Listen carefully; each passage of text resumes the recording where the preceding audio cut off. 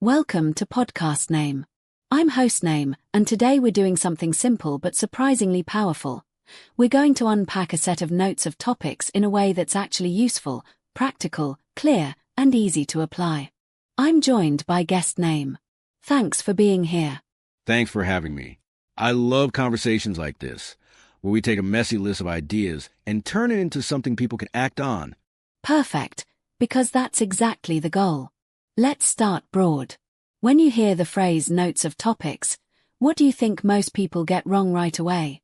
They assume notes are the same as understanding. But notes are usually fragments, headlines without the story. And if you don't connect them, you end up with a pile of reminders instead of a clear direction. So the problem isn't that people don't have ideas. It's that the ideas don't become decisions. Exactly. A topic note should eventually answer at least one question. So what does this change? What should I do differently after reading it? Let's make that concrete.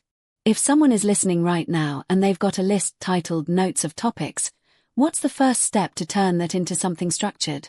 Start by grouping. Most lists contain themes hiding in plain sight. You scan the topics and ask, which ones belong together? Once you cluster them, you can name each cluster with a simple label, like strategy, process, people, or tools, depending on what the notes are about. So you're basically creating chapters out of scattered bullet points. Yes. And then within each chapter, you decide the order. What's foundational, what's a detail, and what's an example. I want to pull on that foundational versus detail point. How do you tell the difference quickly? Ask, if I remove this note, does the whole idea collapse? If yes, it's foundational. If no, it's supporting material. That one question saves a lot of time. That's a great filter. Now, let's talk about turning notes into an interview-friendly narrative, because that's what we're doing today. What's the trick to making a set of topics sound like a real conversation? The trick is to build bridges between points. Instead of jumping from one item to the next, you use transitions that reflect how people naturally think. Like, if that's true, then what does it mean for, or, that sounds good in theory, but what happens when those questions create flow? So rather than topic A, topic B, topic C, you're guiding the listener through cause and effect. Right. And you also mix levels. One big idea, then one real-world example, then one practical step.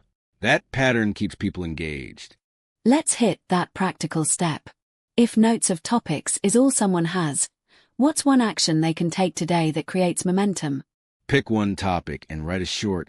Explain it to a friend, paragraph, 3 to 5 sentences. No jargon. If you can't do that, it means the note is still fuzzy. Then write one sentence that starts with, "This matters," because that forces clarity. I love that. Explain it simply, then justify why it matters. Okay, let's talk about a common obstacle, overwhelm. A lot of people have topic lists that just keep growing. How do you prevent the list from becoming a guilt generator? 2 rules. First, separate reference notes from action notes. Not everything needs to become a project. Second, give your notes a schedule. Even if it's just, I review this list once a week for 10 minutes. That turns it from a mental burden into a system. So the list stops haunting you because it has a home and a time.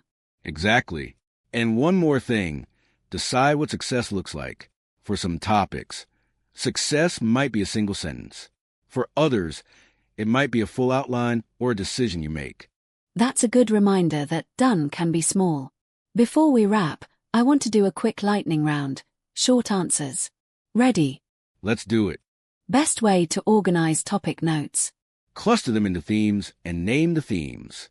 Fastest test for whether you actually understand a note. Explain it in plain language in 3 to 5 sentences.